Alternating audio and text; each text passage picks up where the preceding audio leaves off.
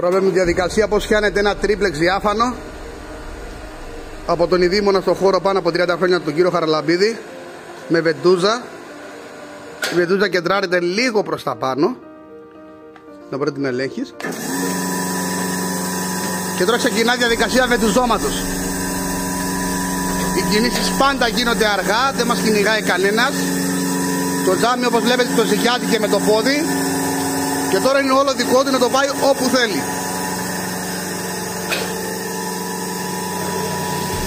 Το παίρνει για να τοποθετηθεί επάνω στον οδηγό, που ο οδηγός είναι ήδη σηκωμένος. Ο βοηθός στο δεξί χέρι του κύριου Χαραλαμπίδη πάντα έτοιμος να πιάσει το τζάμι. Εδώ, επειδή κάνει μια κλίση, θέλει λίγο προσοχή για αερονογέφυρα. Και βλέπετε πως σιγά σιγά με αργές κινήσεις κινείται το τζάμι.